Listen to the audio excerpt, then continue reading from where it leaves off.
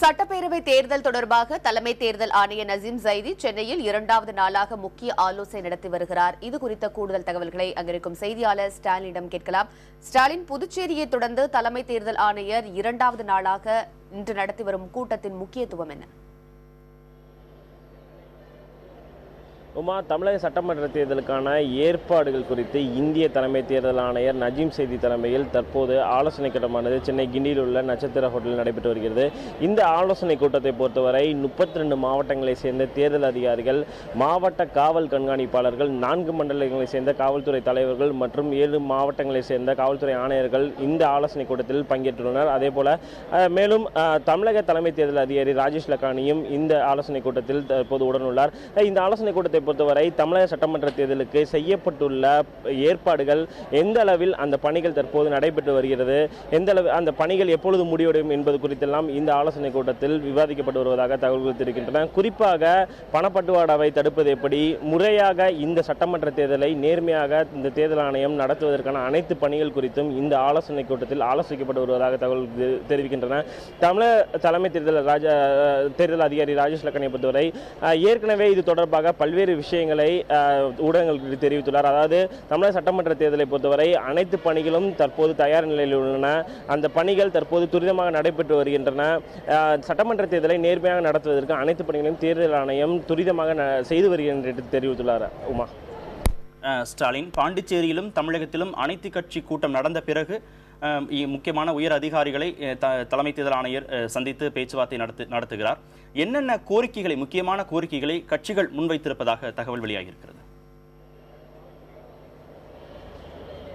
கார்த்திகேயன், அதாவது நேற்று தமிழகம் வந்த இந்திய தலைமை தேர்தல் ஆணையர் தலைமையிலான அந்த குழுவினர் நேற்று அனைத்து கட்சி பிரதிநிதிகளை சந்தித்தனர்.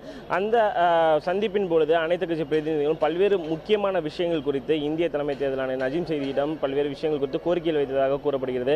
அதாவது குறிப்பாக வாக்காளர்களுக்கு பணம் கொடுப்பதை தடுக்க அனைத்து விதமான நடவடிக்கைகளையும் தேர்தல் ஆணையம் முறையாக செய்ய வேண்டும். அதே போல தமிழக அரசுக்கு ஆதரவாக உள்ள அதிகாரிகளை உடனடியாக இடமாற்றம் செய்ய வேண்டும் உள்ளிட்ட விஷயங்களும் தேர்தல் ஆணையரிடம் அரசியல் கட்சி பிரதிநிதிகள் தெரிவித்துள்ளார்கள். குறிப்பாக ஏற்கனவே திமுக உள்ளிட்ட எதிர்க்கட்சிகள் பல்வேறு விதமான அதிகாரிகளின் பட்டியலை தேர்தல் ஆணையத்திடம் சமர்ப்பித்துள்ளது. அவர்களை உடனடியாக இடமாற்றம் செய்ய வேண்டும். அதாவது ஜனவரிக்கு பிறகு இடமாற்றம் செய்த அனைத்து அதிகாரிகளையும் தமிழகத்தில் தேர்தல் பணிகள் அல்லாத இடங்களுக்கு இடமாற்றம் செய்ய வேண்டும் ஒரு கோரிக்கைகளை அரசியல் கட்சிகள் முழுவதுமாக வைத்துள்ளனர்.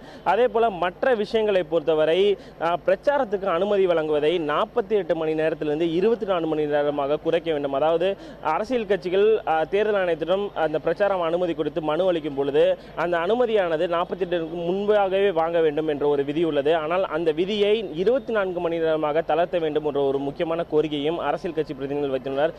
நேற்று இந்த அரசியல் கட்சி பிரதிநிதிகள் கிட்டத்தட்ட 9 அங்கீகரிக்கப்பட்ட கட்சிகளின் பிரதிநிதிகளை தலைமை தேர்தல் ஆணையர் நஜீம் செய்தி சந்தித்தார். தற்போது இந்த ஆலோசனை கூட்டம் நடைபெற்று வருகிறது. இந்த ஆலோசனை கூட்டம் முடிந்த பிறகு இன்று மதியம் 3 மணி அளவில் தலைமை செயலாளர், டிஜிபி, வருவாய்த்துறை ஆணையர் மற்றும் உள்துறை செயலாளருடன் ஆலோசனை கூட்டம் இன்று மதியம் 3 மணி அளவில் நடைபெறுகிறது. கார்த்திகேயன், ஸ்டாலின், இந்த கூட்டத்தில் தமிழக தலைமை தேர்தல் அதிகாரி, தலைமைச் செயலாளர், காவல்துறை தலைவர் உள்ளிட்டோர் பங்கேற்றிருக்காங்க. இதனிடையே வருமான வரித்துறை அதிகாரிகளும் பங்கேற்றிருக்காங்க. அதோட முக்கியத்துவம் என்ன?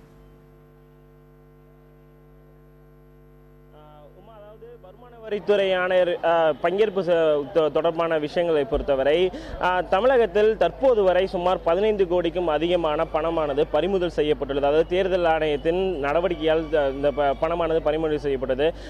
தொடர்ச்சியாக பறக்கும் படைகளாகட்டும், நிலையான கண்காணிப்பு குழுக்கள் மூலமாக இந்த பணம் பறிமுதல் செய்யப்பட்டு பொழுது அந்த பறிமுதல் செய்யப்பட்ட பணம் கணக்கில் வந்துள்ளதா என்பது குறித்து உள்ளிட்ட விஷயங்களை வருமான வரித்துறை தான் அந்த விஷயங்கள் குறித்து ஆராய்ந்து முடிவெடுக்கும். அந்த பறிமுதல் செய்யப்பட்ட பணத்தை உடனடியாக வருமான வரித்துறைக்கு தான் தேர்தல் ஆணையமானது அனுப்பி வைக்கும். அதன் பிறகு உரிய ஆவணங்களை காட்டி பணத்தை இழந்தவர்கள், பறிமுதல் செய்யப்பட்டவர்கள் அந்த ஆவணங்களை காட்டி வருமான வரித்துறையுடன் அந்த பணத்தை மீண்டும் பெற்றுக்கொள்ளலாம். தற்போது இது போன்ற விஷயங்களில் தான் வருமான வரித்துறையின் இந்த தேர்தல் ஆணையம் தொடர்பான விஷயங்கள் முக்கியத்துவம் வாய்ந்ததாக கருதப்படுகிறது. வருமான வரித்துறையை பொறுத்தவரை ஒவ்வொரு மாவட்டத்திலும் 32 மாவட்டங்களிலும் ஒரு குழுவானது வருமான வரித்துறை சார்பில் அமைக்கப்பட்டுள்ளது. தொடர்ச்சியாக அனைத்து வங்கிகளின் கணக்குகளிலும் மேலும் அதிகமாக பண பரிவர்த்தனை நடந்தால் உடனடியாக வருமான வரித்துறைக்கு தகவல்கள் கொடுக்க வேண்டும் என்ற ஒரு உத்தரவும் அனைத்து வங்கி அதிகாரிகளுக்கும் உத்தரவானது சொல்லப்பட்டுள்ளது. இந்த நிலையில் வருமான வரித்துறை ஆணையரிடம் இது தொடர்பான விஷயங்களும் தலைமை தேர்தல் ஆணையர் மற்றும் தலைமை தேர்தல் அதிகாரி ஆலோசிப்பார்கள் என்று எதிர்பார்க்கப்படுகிறது. உமா.